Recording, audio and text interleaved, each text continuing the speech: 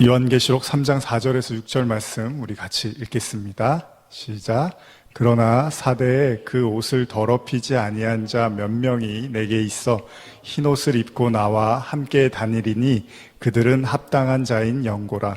이기는 자는 이와 같이 흰옷을 입을 것이요 내가 그 이름을 생명책에서 결코 지우지 아니하고 그 이름을 내 아버지 앞과 그의 천사들 앞에서 시인하리라.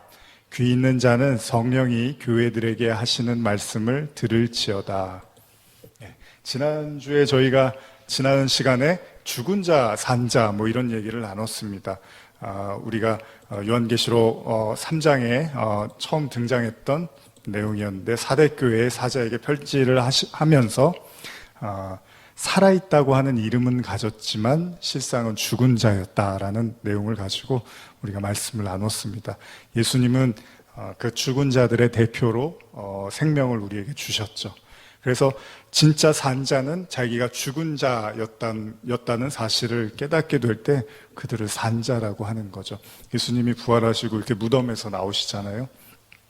그 무덤에서 나오시고 승천을 하시는 이 일련의 과정에서 사실 무덤이 의미하는 한 가지가 뭐냐 하면 반드시 주님과 함께 다시 살아났을 때는 내가 죽은 자리를 아는 거죠.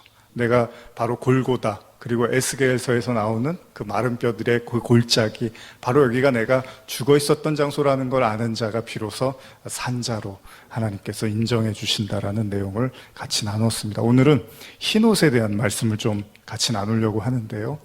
여기 보면은 사대교회에 대한 말씀이 계속되면서 이제 사대교회에 대해 죽은 자라고 말씀하셨지만 그럼에도 불구하고 아직 하나님께서 함께 하시는 자들이 있는데 여러분들이 오늘 본문에 읽으신 3장 4절의 말씀이죠.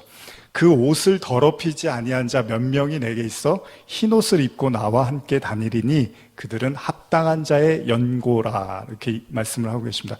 그러면서 3장 5절에 이기는 자는 이와 같이 흰옷을 입을 것이요 내가 그 이름을 생명책에서 결코 지우지 않겠다라고 말씀을 하십니다. 흰옷에 대한 말씀을 하는데 이기는 자가 입는 옷이 흰옷이라고 하죠. 그런데 여러분 그 흰옷에 대한 언급이 지난주에도 잠깐 나눴지만요, 그 라우디게아 교회의 3장 18절에 보시면 그 비슷한 내용이 나옵니다. 제가 읽어드릴게요. 요한계시록 3장 18절에 보시면 라우디게아 교회에 하시는 말씀인데 내가 너를 권하노니 내게서 불로 연단한 금을 부요하게 하고 흰 옷을 사서 입어 벌거벗은 수치를 보이지 않게 하고 안약을 사서 눈에 발라 보이게 하라, 이렇게 기록이 되어 있습니다. 그러니까 라우디게아 교회에도 지금 계속 반복해서 나오는 것이 바로 흰 옷에 대한 이야기인데요. 흰 옷을 사서 뭘 가리라고 지금 예수님이 말씀을 하십니다. 그러니까 이 교회에 대한 처방이 있었는데 그게 뭐냐면 불로 연단한 금을 사라고 하고요, 그 다음에 흰옷을 입으라고 하고, 그 다음에 안약을 사서 눈에 바르게 하라. 이게 라우디게아 교회에 대한 처방이었습니다, 예수님의. 그런데 그 앞절에 보면은 왜 이런 말씀을 하셨냐면 내가 말하기를 나는 부자라 부요하여 부족한 것이 없다 하나 내 곤고한 것과 가련한 것과 가난한 것과 눈먼 것과 벌거벗은 것을 알지 못한다, 이렇게 기록이 되어 있죠. 그러면서 여기 흰옷이 언급되어 있는데 흰옷을 왜 입으라고 하냐면 18절에 그대로 기록이 되어 있죠. 벌거벗은 수치를 보이지 않게 하기 위해서 흰옷을 사서 입으라고 말씀을 하십니다. 그러면서 17절에도 똑같은 말씀이 있는데 가난한 것과 눈먼 것과 벌거벗은 것을 알지 못한다, 이렇게 기록이 되어 있어요. 그러니까 지금 계시록에 등장하고 있는 이 흰 옷의 용도는 뭐냐면 벌거벗은 것을 가리는 용도로 하나님이 우리에게 말씀하고 계시다는 거죠. 그러니까 벌거벗었다는 사실을 지금 라우디게아 교회도 마찬가지로 그들이 부자라고 생각하고 부족한 게 없다고 하는데 하나님 보셨을 땐 공고하고 가련하고 가난하고 눈멀었고 이제 벌거벗었다라고 얘기를 하시는 거잖아요. 그러니까 인간이 가지고 있는 생각과 하나님의 생각이 또 다른 거예요. 우리는 사실 지난주에도 제가 계속 강조해서 말씀을 드리지만은 하나님이 보시는 어떤 사람을 보는 관점과 우리가 생각하는 우리 자신과는 굉장히 차이가 많이 있는 거죠. 그래서 오늘 이 라우디게아 교회도 마찬가지로 전혀 다른 말씀을 하고 계시는 거죠. 그런데 이 흰 옷이 계시록에도 또 등장을 하고 있습니다. 계시록 4장 4절에 보면요, 또 보좌에 둘려 24보좌들이 있고 그 보좌들 위에 24장로들이 흰옷을 입고 머리에 금관을 쓰고 앉았더라. 이렇게 기록되어 있습니다. 여기에서 흰옷은 24장로들이 입었던 옷으로 기록이 되어 있습니다.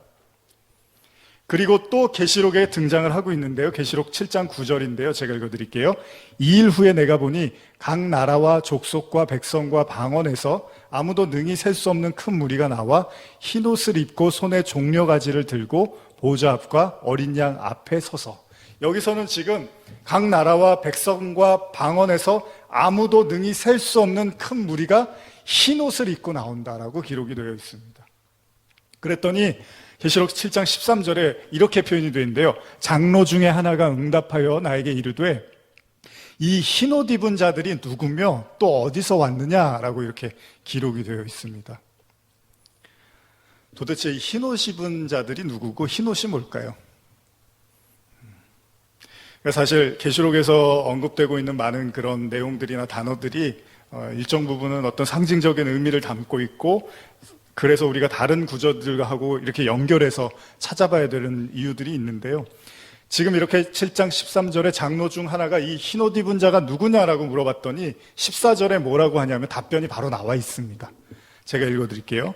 내가 말하기를 내 주여 당신이 아시나이다 하니 그가 나에게 이르되 이는 큰 환난에서 나오는 자들인데 어린 양의 피에 그 옷을 씻어 희게 하였느니라. 이렇게 기록되어 있습니다. 그러니까 흰옷을 입은 자들이 누구냐라고 물었더니 대답을 하는데 이는 큰 환난에서 나오는 자들이다라고 이야기를 하고 있습니다. 여러분, 환난 이야기가 나오고 같이 뭐가 나오냐면 어린 양의 피에 그 옷을 씻어 희게 했다라고 이야기를 합니다. 그러니까 흰옷은 뭐죠? 결국 어린 양의 피로 씻김을 받은 자들을 흰옷을 입었다고 하는데, 이런 자들은 큰 환난을 받았다라고 기록을 하고 있습니다. 다시 말하면 환난을 통해서 어린 양의 피로 씻긴 바 된 자들이 흰옷을 입었다면, 반대는 뭐죠? 벌거벗었다는 건 뭐죠? 어린 양의 피로, 환난을 통해서 어린 양의 피로 인해서 씻긴 바 되지 못한 자들을 벌거벗었다고 하는 거죠. 그러니까 벌거벗었다는 게 뭐 수치도 모르고 창피도 모르고 뭐가 창피한지도 모르고 이런 얘기를 하는 게 아니라, 성경이 잘난 척만 많이 하고 자기만 잘났다고 하고 그 창피한 줄도 몰라, 이런 인격적인 것을 가지고 지금 공격하고 결함을 이야기하는 게 아니고요. 어린 양의 피로 씻긴 바 됐으면 흰옷을 입은 거고, 어린 양의 피로 안 씻겼으면 벌거벗고 수치를 모르는 자다라고 지금 성경이 기록하고 있다는 거죠. 여러분, 성경을 보시면 신약에, 이제 특별히 오늘 제가 신약을 준비했는데 벌거벗은 자들이 가끔 나옵니다. 물론 창세기에서 우리는 잘 알죠. 최초로 벌거벗음을 깨달았던 게 아담과 하와였죠. 선악과를 따먹고 나서. 그런데 이제 신약에서 그 내용들을 좀 제가 찾아봤는데요. 마가복음 14장 50절에 보면요, 제자들이 다 예수를 버리고 도망합니다. 한 청년이 벗은 몸에 배 혼니부를 두르고 예수를 따라가다가 무리에 잡힘에 배 혼니부를 버리고 벗은 몸으로 도망하니라. 이런 구절이 나와요. 굳이 이렇게 벗은 몸, 다 벗은 몸으로 도망했다라는 이런 표현을 하고 있습니다. 또 어떤 구절이냐면요, 사도행전에 보면 바울을 흉내내다가 이렇게 수치를 드러내는 경우가 있었는데, 사도행전 19장 11절 이하인데요. 이것도 제가 한번 우리말로 읽어드릴게요. 하나님께서 바울의 손을 통해서 특별한 기적을 일으키셨습니다. 바울의 몸에 닿은 손수건이나 앞치마를 가져다가 환자들에게 대기만 하면 그들의 병이 낫고 악한 영들이 떠나갔습니다. 사방을 돌아다니며 귀신을 쫓아내는 유대 사람들 가운데 어떤 이들도 주 예수의 이름으로 악한 영을 쫓아내려고 했습니다. 여기 재미있는 구절이 나오는데요. 그들은 바울이 전파하는 예수를 힘입어 내가 너희에게 명령한다, 이렇게 얘기를 하는 거예요. 어떤 사람들이, 그러니까 그 바울이 너무나 많은 치유의 능력이 나타나는 거예요. 몸에 닿은 손수건이나 앞치마를 가져가 대기만 하면 환자들이 막 병이 낫고 귀신이 나가는 거예요. 그러니까 어떤 사람들이, 유대 가운데 어떤 사람들이 쫓아하려고 바울이 전파하는 예수를 힘입어 내가 너희에게 명령한다, 이렇게 이야기를 했어요. 그랬더니 14절에 유대 사람 대제사장 스게와의 7 아들들도 이런 일을 했습니다. 그러자 어떤 일이 일어났냐 하면 악한 영이 그들에게 대답을 합니다. 내가 예수를 알고 바울도 안다. 그런데 너희는 누구냐? 그러고는 그 악한 영에 빠진 사람이 그들에게 달려들어 그들 전부를 힘으로 눌러 이겼습니다. 그러자 그들이 발가벗긴 채 피를 흘리며 집 밖으로 도망쳐 나왔습니다. 그러니까 바울을 쫓아서 귀신을 쫓고 능력을 나타내려고 했던 자들이 귀신한테 걸려갖고 오히려 호되게 당하는 모습이 나오는데, 여기서도 발가벗긴 채 피를 흘린다라는 의미로 기록이 되어 있습니다. 도망쳤다고 기록이 되어 있는데요. 성경에는 여러 가지 형태의 그 벌거벗음에 대한 이야기들을 하고 있습니다. 그러면서 아까도 제가 말씀드린 가장 처음에 등장하는 게 바로 원죄로 인해서 벌거벗음이죠. 그래서 아담과 하와가 선악과를 먹으니까 이런 말을 하죠. 하나님의 소리를 듣고 아담과 하와가 내가 벗었으므로 두려워하며 숨었나이다, 이렇게 이야기를 해요. 이때 하나님 말씀하십니다. 누가 너의 벗었음을 내게 알렸느냐? 내가 내게 먹지 말라 명한 그 나무의 열매를 내가 먹었느냐? 이때 아담이 이르되 하나님이 주셔서 나와 함께 있게 하신 여자 그가 나무 열매를 내게 주므로 내가 먹었나이다, 이렇게 이야기를 합니다. 근데 여기서 중요한 건 3장 10절에 자, 선악과를 먹고 나타난 증상이 뭐냐면 하나님의 소리가 나오자 내가 벗었으므로 두려워하며 숨었다는 거죠. 자신이 벗은 것에 대해서 수치를 여기기 시작했어요. 그러니까 수치심을 갖기 시작했어요. 근데 여러분 가만히 생각해 보세요. 원래 벗고 있었던 건가요? 아니면은 선악과를 먹었기 때문에 벗게 된 거죠? 원래 벗었던 거죠. 근데 원래 벗었는데 가만히 이 말씀을 들여다보면 뭐가 하나가 문제가 생기냐면 벗은 것을 창피해하고 두려워하기 시작했다는 거예요, 선악과는. 그래서 아담과 하와가 그걸 가리기 위해서 어떻게 하죠? 자기네들 스스로 그 무화과 나무 잎새로 자신들의 하체를 가리려고 하죠. 그러니까 선악과에 있어서도 그 벗었다라고 했을 때 사실 그 벗은 것 자체의 문제를 우리가 생각할 수 있는데 그게 아니라 벗은 것을 수치스럽게 여겼다는 거죠. 근데 아까 여러분 요한계시록 읽으실 때도 말씀이 나왔지만요, 그들이 벌거벗은 수치를 모르는 것을 흰옷을 벗었다고 해요. 근데 가만히 생각해 보세요. 이 창세기 구절하고 연관을 해보면 창세기에는요 뭐가 문제가 되냐면 벗은 것 때문에 두려워서 숨은 게 문제가 돼요. 그러니까 벗은 것 자체를 지금 문제 삼는 게 아니라 그것 때문에 두려워서 숨었다라는 거예요. 제가 나중에도 말씀을 드리지만 인간의 가장 큰 죄가 뭔지 아십니까? 성경에서 이 두꺼운 성경을 통해서 하나님이 인간에게 정말 하시고 싶은, 그래서 우리에게 환난도 주시고 예수님도 주시고 구원도 주시고 이런 모든 일련의 과정에서 하나님이 인간에게 가장 호되게 묻고 계시는 게 뭐냐면 두려움입니다.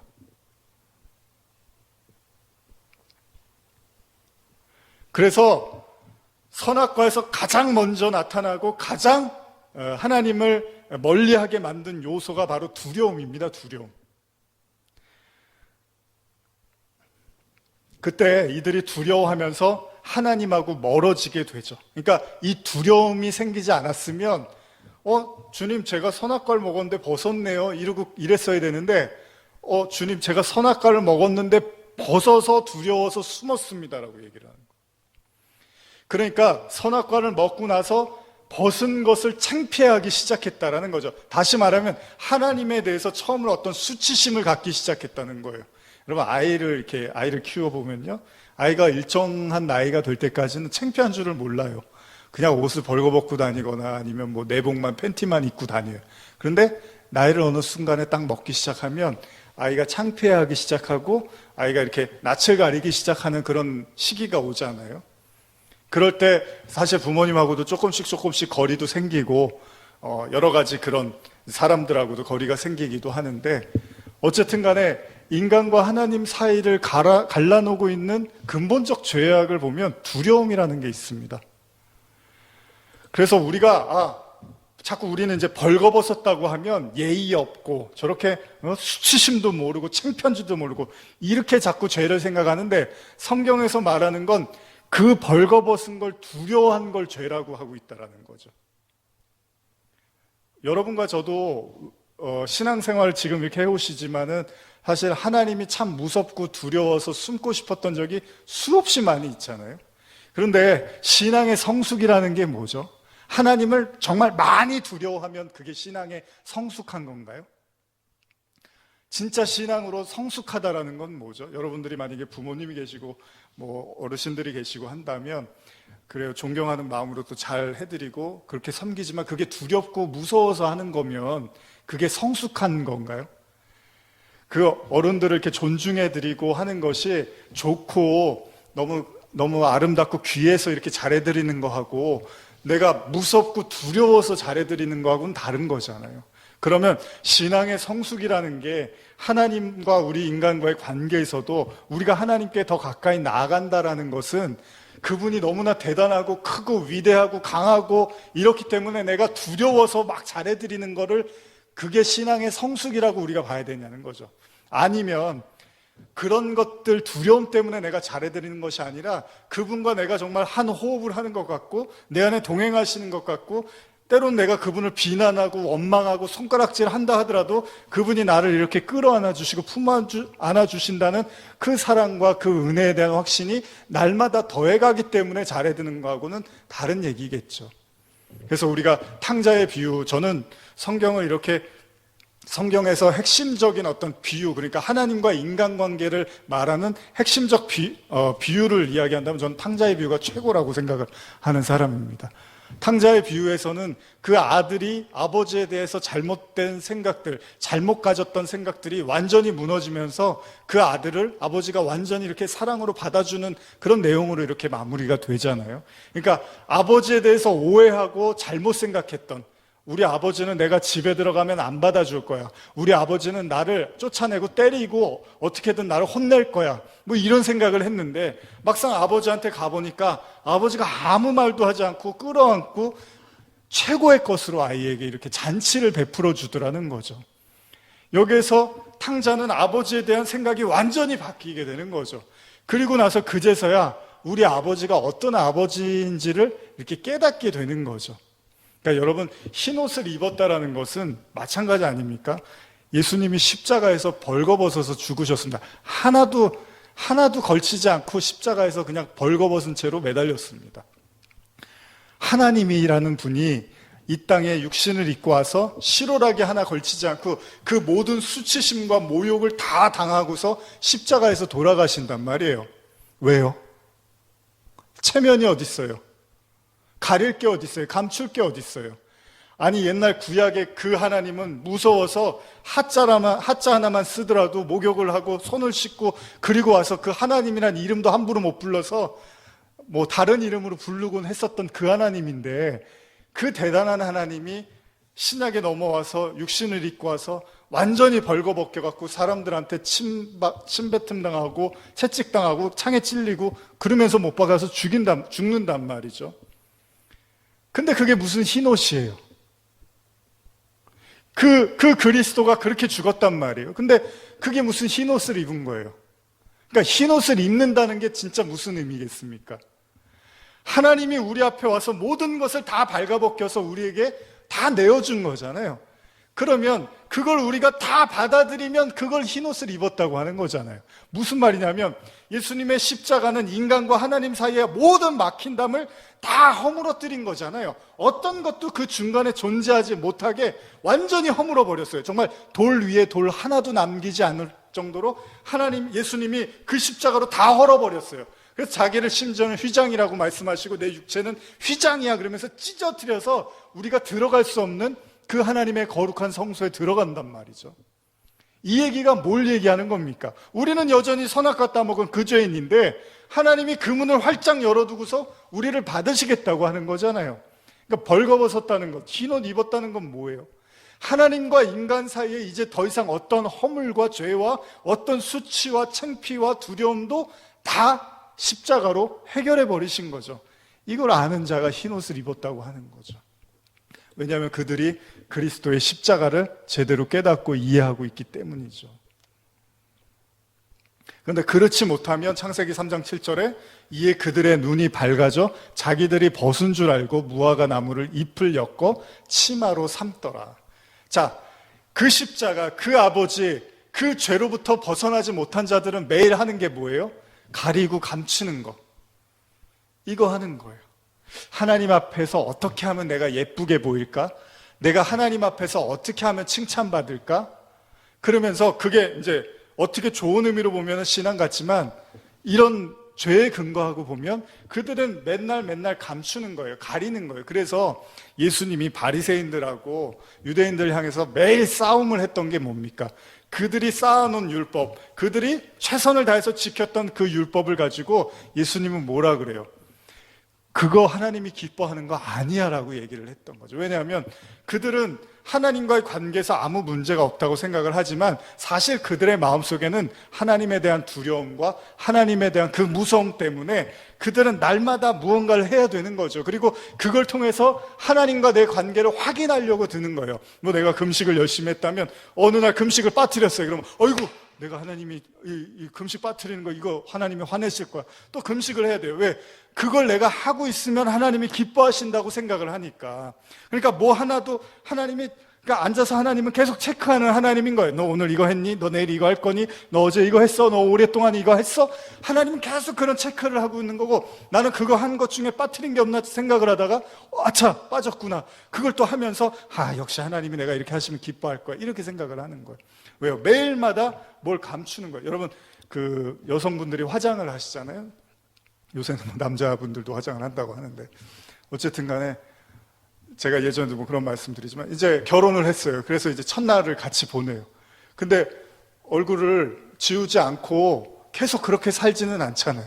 언젠가는 진짜 내가 감추었던 얼굴이 있다면 뭐 화장도 지우고 이렇게 하면서 내 맨 얼굴을 보여주고 마찬가지죠. 남자든 여자든 서로가 서로의 모든 걸 다 보여주는 거잖아요. 그게 사랑하는 거고 그게 이렇게 하나 되는 거잖아요.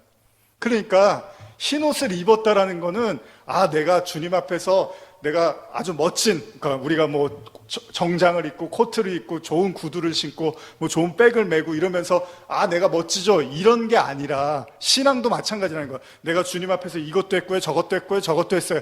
이게 하나님과 나 사이에 그 벌거벗은 게 아니라 그렇게 그냥 있는 모습. 제가 주님 앞에서 뭘 제가 내세우고 말할 게 있습니까? 하나님이 그래 내가 원하는 거는 그렇게 너하고 나 사이에 허물 없는 정말 하나님과 인간 사이에 그 어떤 허물도 가리움도 감춤도 없는 그 상태, 그거를 흰옷을 입은 자라고 이야기한단 말이죠.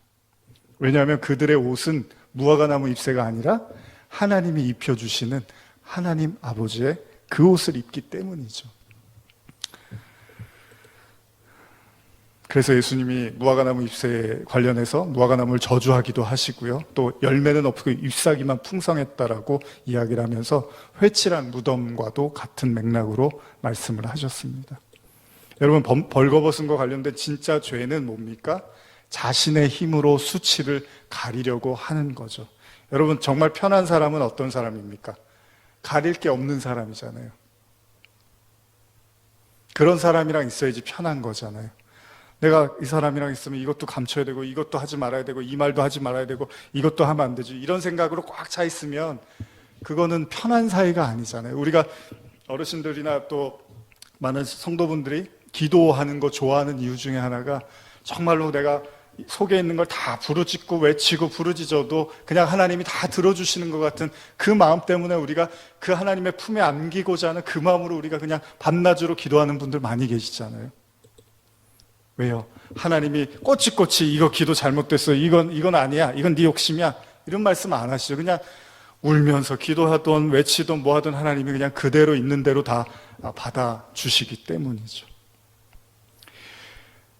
자기의 힘으로 수치를 가리려고 하는 것, 그걸 벌거벗었다고 지금 주님은 말씀하시고 계시는 거죠. 그래서 계속 말씀드리지만 유대인들이 사단의 회당이라고 얘기를 하는 이유나 이런 얘기들이 다 계시록의 마찬가지 연장선에서 볼 수 있다는 거죠. 변화산 사건 여러분 기억하시나요? 변화산 사건 보시면 마가복음 9장 1절에서 3절인데 이거 한번 같이 찾아볼까요? 마가복음 9장 1절에서 3절입니다. 네, 다 찾으셨으면 저하고 같이 읽겠습니다. 또 그들에게 이르시되 내가 진실로 너희에게 이르노니 여기 서 있는 사람 중에는 죽기 전에 하나님의 나라가 권능으로 임하는 것을 볼 자들도 있느니라 하시니라. 엿새 후에 예수께서 베드로와 야고보와 요한을 데리고 따로 높은 산에 올라가셨더니 그들 앞에서 변형되사 그 옷이 광채가 나며 세상에서 빨래하는 자가 그렇게 희게 할 수 없을 만큼 매우 희어졌더라. 변화산 사건에서 또 흰옷을 이야기하는데요. 이 흰옷이 얼마나 희냐 하면 9장 3절에 빨래하는 사람이 이거보다 더 희게 빨래할 수는 없다, 이런 표현을 씁니다. 그래서 엄청나게 하얗다라는 의미로 지금 쓰여지고 있는데요. 여러분, 이 구절을 가만히 보면은 하나님 나라에 대한 핵심을 흰옷으로 마치 묘사하는 것 같습니다. 왜냐하면 예수님이 제자들한테 뭐라 그러냐면, 여기 있는 사람 중에 죽기 전에 하나님 나라가 권능으로 임하는 걸 볼 자가 있어 라고 이야기를 해요. 하나님 나라를 볼 거야 라고 했는데 그 제자들을 데리고 뭘 보여줬냐면 흰옷을 보여줬다는 거죠. 그러니까 흰옷을 입었다라는 것은 하나님 나라의 또 다른 그 표현으로 우리가 이해를 할 수 있는데요. 우리는 이 구절을 볼 때, 예수님이 모세하고 엘리야하고 이렇게 대화를 했대, 이미 죽었던 사람들이 다시 내려와갖고 그 변화산에서 예수님하고 얘기를 했대, 거기에 초점을 맞추는데, 사실 이 변화산 사건의 가장 중요한 것은 흰옷입니다. 흰옷. 그래서 마태복음 24장하고 제가 연결해서 말씀을 드리면, 마태복음 24장 15절인데요. 한번 잘 들어보세요. 그러므로 너희가 선지자 다니엘이 말한 바 멸망에 가증한 것이 거룩한 곳에 선 것을 보거든 읽는 자는 깨달을진저 그때 유대에 있는 자들은 산으로 도망할지어다. 이게 말세에 대한 예수님의 언급인데요. 멸망에 가증한 것이 거룩한 단에 선 것을 보거든 그때 유대에 있는 자들은 산으로 도망가라고 합니다. 산 얘기가 나오죠. 변화산 얘기하고 제가 지금 산 얘기를 하는데, 산으로 도망가라는 얘기가 뭘까요? 유대인들에게는 산이 각별한 의미를 갖고 있는데요. 그들은 산을 하나님의 보호와 도움의 근원지로 생각을 했습니다. 주석을 보면 구약시대 때 십계명을 받은 곳도 산이었고 하나님을 만난 곳도 산이었습니다. 그리고 산상수훈의 설교도 산에서 이루어지죠. 그런데 지금 종말에 관한 설교를 하는 그곳도 바로 산입니다. 따라서 본문은 이러한 산과 하나님과의 긴밀한 연관성이 있다는 것이 일반적인 사람들의 생각이라는 거예요. 그리고 AD 68년에 로마가 예루살렘을 공략했을 때 성내에 거주하던 그리스도인들은 예수의 경고를 기억하고 모두 요단강 계곡에 위치한 베레아 지역의 펠라라는 곳으로 피신함으로써 화를 면했다고 합니다. 그러니까 실제로 그들이 공격받았을 때 도망할 곳이 산이었다는 거예요. 이거는 실제적으로도 그렇다는 거예요. 그러니까 상징적 의미만 담고 있다는 것은 아니라는 거죠. 그런데 예수님이 지금 말씀하시죠. 미래의 사람들이 이 같은 성전 모독 사건이 일어나면 그때는 사람들이 베레아 요단강을 건너 산으로 도망하라, 이렇게 이야기를 합니다. 그런데 이런 의미를 주석을 제가 지금 말씀드리는 건데, 신앙적으로 재해석하면 거룩한 곳이 더럽혀지고 성전이 유린당했을 때, 신앙의 위기가 찾아왔을 때 산이라는 건 다시 하나님의 말씀의 본질로 돌아가라는 의미를 담고 있다는 거죠. 그러니까 본래 진짜 하나님의 말씀으로 돌아가지 않으면 같이 멸망할 것이다라는 얘기로 의미를 갖고 있다는 것이죠. 그러면 여러분, 산으로 도망하라는 게 뭐 어떤 산을 의미하는 것이 거기에서 멈추는 것이 아니라 그 산으로 가는 것이 변화산의 사건하고 연결을 해보면 결국 무슨 얘기를 할까요? 예수님이 변화산에 가서 흰옷을 입었던 것처럼 어쩌면은 저하고 여러분들도 그 멸망의 시기가 됐을 때, 그 마지막 그 시간이 다가왔을 때 산으로 가라는 것은 결국 그 그리스도의 흰옷을 입으라는 말과도 연결해서 생각해 볼 수 있다는 거죠. 사실 제가 좀 앞에 언급된 내용들은 좀 가볍게 말씀을 나눴지만 오늘 내용들도 사실은 결코 가벼운 내용들은 아닙니다. 이 예복의 중요성을 예수님이 강조를 많이 하셨는데요. 여러분들이 잘 아시는 마태복음 22장 8절 이하가 바로 혼인잔치의 비유에 등장하는 예복입니다. 여기에 임금이 이제 혼인잔치를 준비했는데 사람들이 오지를 않죠. 그래서 종들한테 뭐라 그러죠? 내 거리 길에 나가서 만나는 사람대로 다 데리고 와서 잔치에 참여하라고 이야기를 합니다. 이때 혼인잔치에 사람들이 가득하죠. 이렇게 아주 좋은 모습으로 끝나는 것 같아요. 임금이 손님들을 보러 들어올 새 거기서 예복 입지 않은 한 사람을 보게 됩니다. 이때 임금이 말하죠. 친구여, 어찌하여 예복을 입지 않고 여기 들어왔느냐 하니 그가 아무 말도 못하거늘 임금이 사환들에게 말하되 그 손발을 묶어 바깥 어두운 데 내던지라. 거기서 슬피 울며 이를 갈게 되니라 하니라. 이러면서 이 구절이 어떻게 끝나는지 아시죠? 청함을 받은 자는 많되 택함을 입은 자는 적으니라. 이렇게 끝납니다. 다시 말씀드리며 잔치가 일어났어요. 근데 사람들이 오질 않으니까 종을 시켜서 막 데리고 왔어요. 그랬더니 사람들이 많이 와서 잔치가 아주 풍성하게 끝나는 것처럼 보였는데 임금이 화를 냅니다. 예복을 입고 오지 않은 사람을 보고서 왜 예복을 입고 오지 않았냐고 하니까 그 사람이 슬피 이렇게 어떻게 할지를 몰라요. 그랬더니 그 사람을 바깥으로 내쫓으라고 이렇게 이야기를 하는 거죠. 그 예복이라는 건 여러분들도 잘 아시는 것처럼 그 유대인들의 그 혼인잔치에서는 먼저 옷을 줍니다. 결혼식에 참여할 사람들에게 초청의 의미로 옷을 주면 그 사람들은 그 옷을 입고 오면 되는 거예요. 그 옷을 입고 오면 아무 문제가 없어요. 그런데 아무리 좋은 옷이라도 그 옷을 입고 오지 않으면 그 혼인잔치를 무시하거나 그 혼인잔치를 가볍게 여기는 격이 되는 거죠. 근데 더 무서운 게 뭐냐 하면 이 마태복음 22장 14절이 가장 무서운 얘기입니다. 청함을 받은 자는 많되 택함을 입은 자는 적으니라. 무슨 말이냐면요, 흰 옷을 입었다는 것, 예복을 입었다는 건 택함을 받은 자만이 입을 수 있다는 얘기입니다. 그러니까 청함을 받아서 사람들이 막 올 수는 있어요. 그렇다고 그게 택함 받은 건 아니라는 거예요. 택함을 입었다는 건 무슨 말일까요? 신명기 7장 6절 7절인데요. 제가 읽어드릴게요. 너는 여호와 내 하나님의 성민이라. 내 하나님 여호와께서 지상 만민 중에 너를 자기 기업의 백성으로 택하셨나니 여호와께서 너희를 기뻐하시고 너희를 택하심은 너희가 다른 민족보다 수요가 많기 때문이 아니니라. 너희는 오히려 모든 민족 중에 가장 적으니라. 이게 뭐냐면 하나님이 이스라엘을 택하신 이유죠. 근데 그 이유가 뭐냐면 월등히 그들보다 낫기 때문이 아니라 그들보다 오히려 더 약하고 작기 때문이다라고 말씀을 하세요. 택함에 대한 언급입니다. 그런데 우리가 지난 요한복음 강의에서도 나눴지만은 로마서 9장 10절 이하에 보면은 그 이삭과 야곱 에서와 야곱 이야기하면서 9장 11절이죠. 그 자식들이 아직 나지도 아니하고 무슨 선이나 악을 행하지 아니한 때에 택하심을 따라 되는 하나님의 뜻이 행위로 말미암지 않고 오직 부르시는 이로 말미암아 서게 하려 하사. 이렇게 기록이 되어 있죠. 이러면서 뭐라고 합니까? 13절에 내가 야곱은 사랑하고 에서는 미워하였다 하심과 같으니라. 그런즉 우리가 무슨 말하리요? 하나님께 불의가 있느냐? 그럴 수 없느니라. 여러분, 택함을 입었다는 게 뭘까요? 아니, 택함은 여러분들이 택함을 받고 싶다고 택함을 받는 게 아니잖아요. 근데 그러면은 우리가 이제 뭐 칼빈이라든지 신학적으로 하나님이 다 택하시고 정하셨어 이러면서 예정설이나 예정론을 믿잖아요. 그런데 우리가 내가 택함을 받고 싶어도 하나님이 안 택하면 할 수 없는 거고, 내가 택함을 안 받고 싶어도 하나님이 택하시면 또 어쩔 수 없는 거고, 우리의 손에서 어떻게 할 수 있는 문제가 아니잖아요. 그러면은 성경에서 뭐하러 이런 얘기를 쓸 필요가 없잖아요.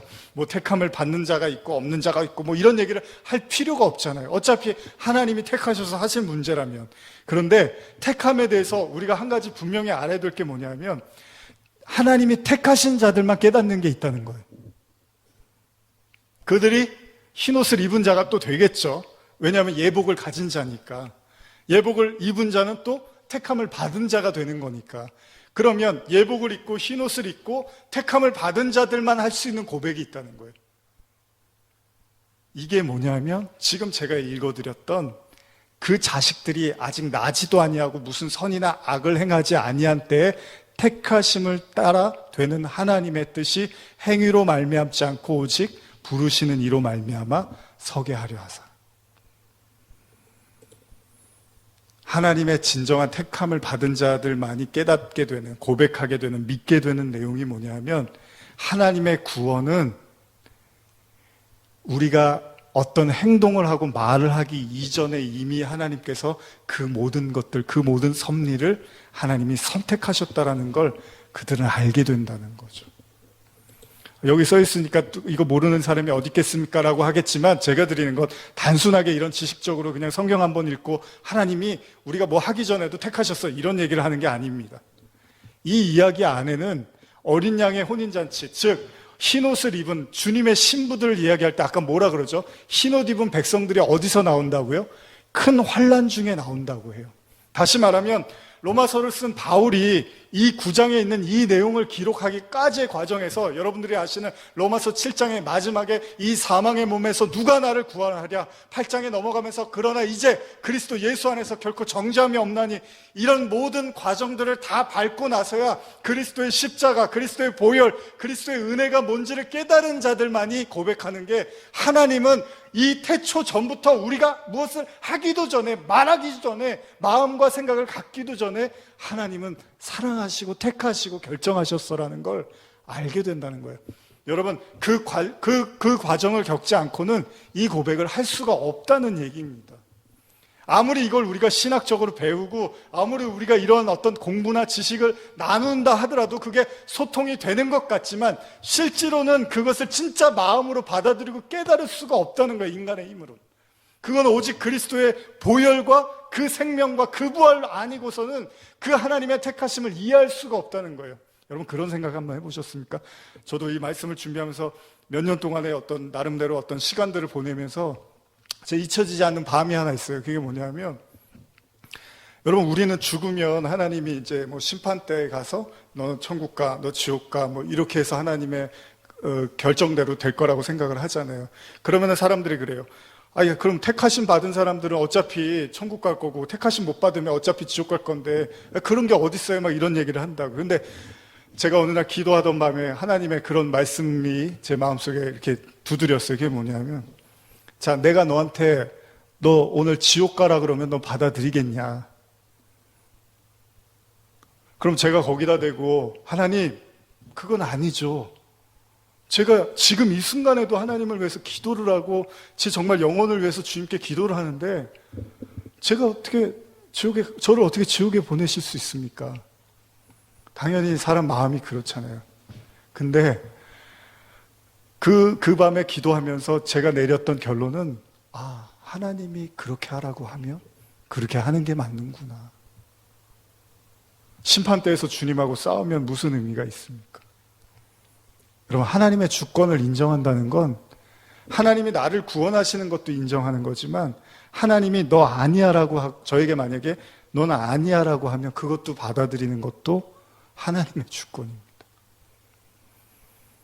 근데 우리는, 오늘날의 기독교는 다 나는 천국 갈 거야, 나는 천국 갈 거야. 사람들이 이제 그렇게 믿지만, 그 밤에 찾아왔던 하나님은 저한테 너는 천국에 갈 자격이 없는 사람이야 라고 말씀하셨을 때, 그날 저는 죽은 사람이었습니다. 저는 나는 하나님이 지옥 가라 그러면 지옥 가야 되는 거구나라는 걸 인정하게 되더라고요. 그게 하나님의 주권이잖아요. 그래서 바울이 그런 얘기를 하는 거예요. 하나님이 모세도 세우셨고 하나님이 바로도 세우셨다고. 하나님의 영광을 위해서. 그런데 택하심 받은 자들만 깨닫는 게 뭐냐면, 이것도 하나님의 영광이고 이것도 하나님의 영광이라는 걸 우리가 그냥 인정하는 거예요. 그러면서 바울이 뭐라 그럽니까? 누가 이걸 갖고 힐난하느냐? 그릇이 토기장이한테 어찌 나를 이렇게 마음대로 만들고 마음대로 깨트리냐고 말할 수 있느냐라고 얘기를 하잖아요. 그러면서 바울 자신도 뭐라 그래요? 내가 아무리 열심히 복음을 전해도 실상 내가 구원받지 못하면 어떡하냐, 이런 얘기를 해요. 우리 지난번에 나눴던 모세의 그 십보라 할례 이야기 있잖아요. 모세도 그 할례의 의미 깨닫지 못하면 하나님이 찾아가서 죽여버리려고 하는 거예요. 우리는 사실 하나님 앞에서는 구원을 받을 자격이 없는 사람들입니다, 원래. 그래서 진짜 구원을 받을 자격이 없다라는 것을 인정할 때 비로소 하나님이 그래, 그럼 널 구원하는 거야. 그럼 내가 널 구원해야지. 왜요? 우리가 하나님의 영광을 인정하니까, 하나님의 주권과 통치를 인정하니까. 여러분, 마귀가 뭡니까? 대적자 사탄.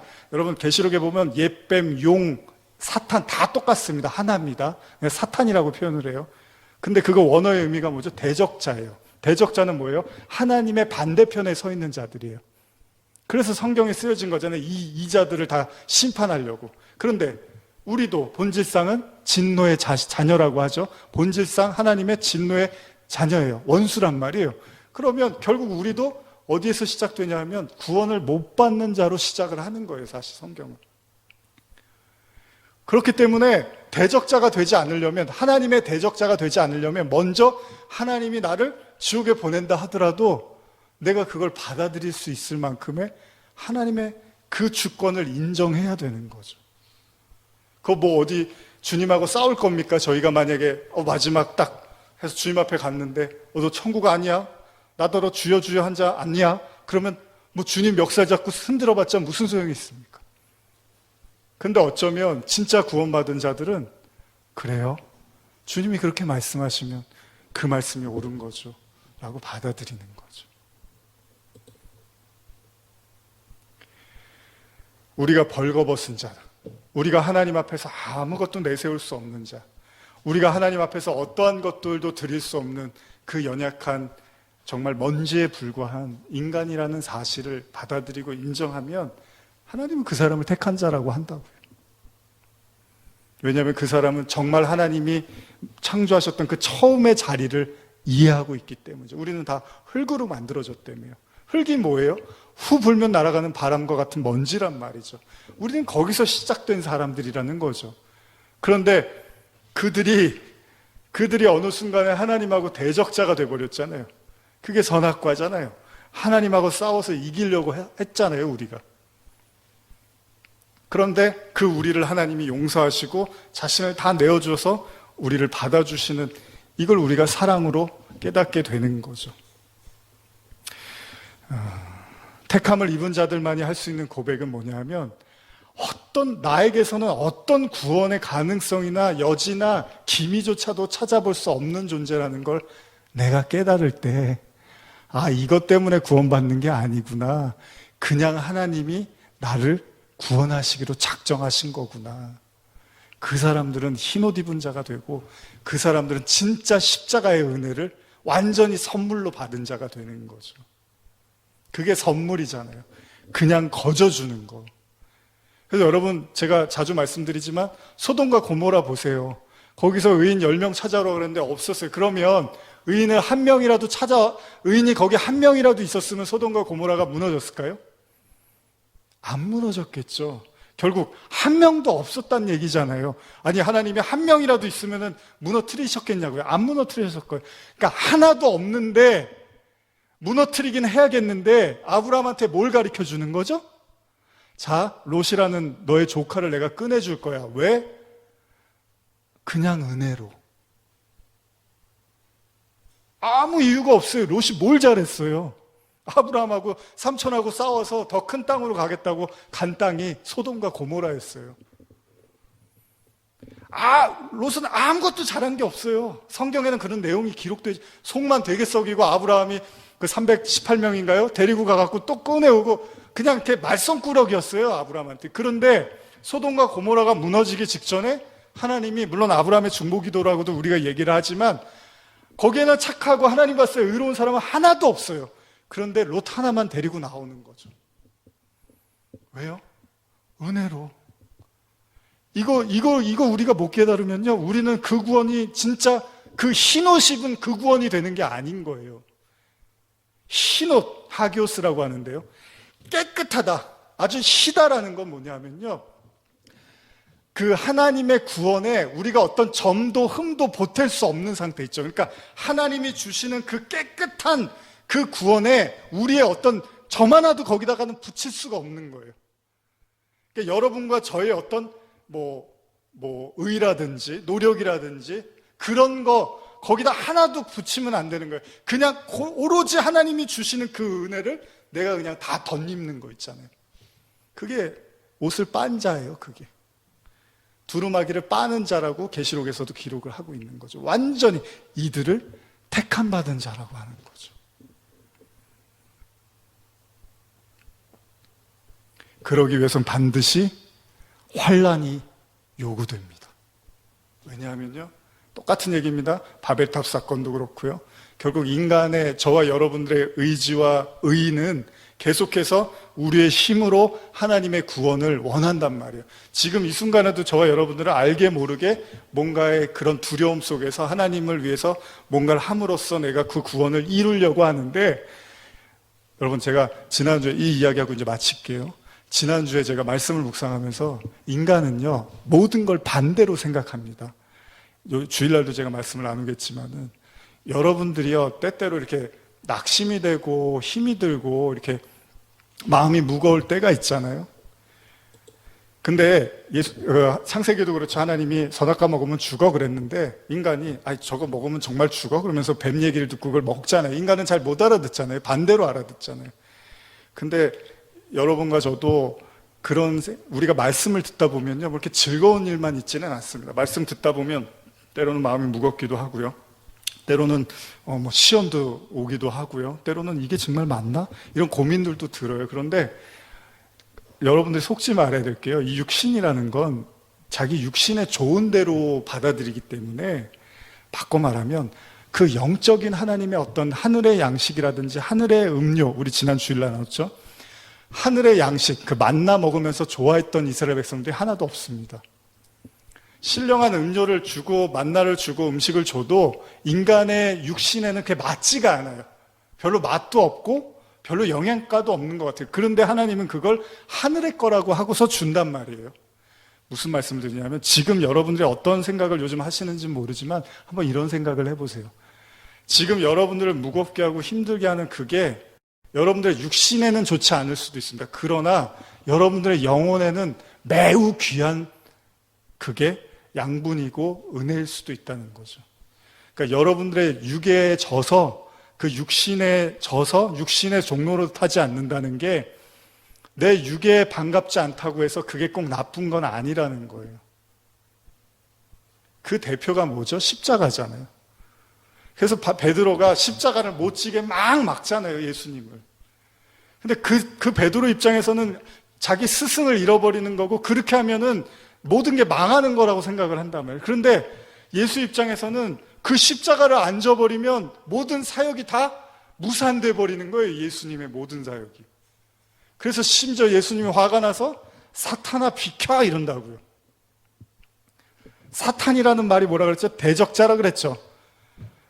그러니까 베드로의 생각은 완전히 예수님과 반대되는 생각을 하고 있는 거죠. 지금 여러분들도 저도 생각해 볼 문제인 거예요. 과연 여러분과 저는 정상적인 복음의 사고를 갖고 있는지, 아니면 내 육신에 의해서 그 육신으로 판단하고 생각하고 있는 건지.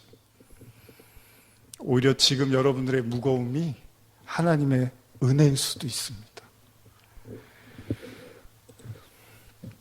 이 구절만 읽고 마치겠습니다. 요한복음 21장 4절인데요. 날이 새어갈 때 예수께서 바닷가에 서셨으나 제자들이 예수이신 줄 알지 못하는지라.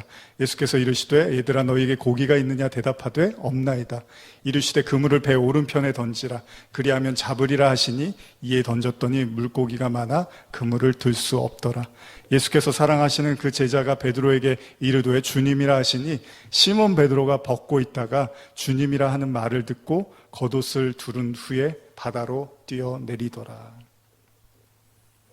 빨가벗고 있었던 베드로가 부활하신 주님을 보자 겉옷을 입었다라는 표현으로 지금 성경에 기록되어 있습니다. 단순히 여러분들이 그냥 뭐 옷을 벗고 있다가 그냥 어디 코트 하나 입고서 내렸다 이런 얘기가 아니라, 바로 그 부활하신 주님을 만나야지만 우리가 그 옷을 입게 되는 거예요. 그리스도로 옷 입는 거죠. 그래서 예수님의 무덤에 누가 있죠?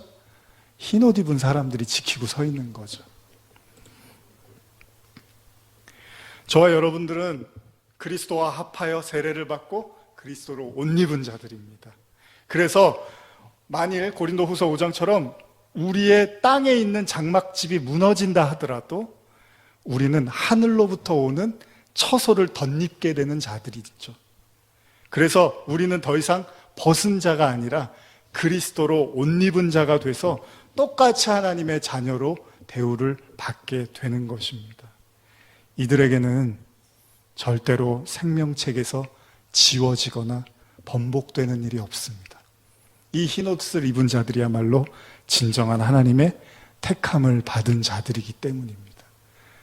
여러분과 제가 아까 탕자 이야기도 했지만 어쩌면 오늘 설교는 이렇게 마무리하고 싶어요. 흰옷을 입는다는 것, 그리고 이 계시록의 말씀을 통해서 우리가 배워나가는 가장 중요한 의미가 있다면, 저와 여러분들은 이 땅에 고아처럼 태어났지만, 그러니까 고아라는 거는 그 아버지, 영적 아버지가 없는 것처럼 태어났지만, 그러나 우리가 인생을 살고 시간을 살면서 저 하나님이 내 아버지고 내가 그의 아들이구나라는 걸 변함없는 그 아버지와 아들의 그 택한 그 관계를 깨달아가는 여정에 있는지도 모르겠습니다. 계시록 22장 14절처럼 자기 두루마리를 빠는 자는 복이 있다고 했습니다. 이는 그들이 생명나무에 나아가며 문들을 통해 성에 들어갈 권세를 받으려고 한다고 합니다. 우리는 빨래를 열심히 하고 있는 겁니다. 진짜 하나님의 그 새 옷, 사람이 가히 이르지 못하는 그 하얀 옷을 입고 하나님과 함께 동행하는 저와 여러분들 되시기를 간절히 소원합니다. 기도하시겠습니다.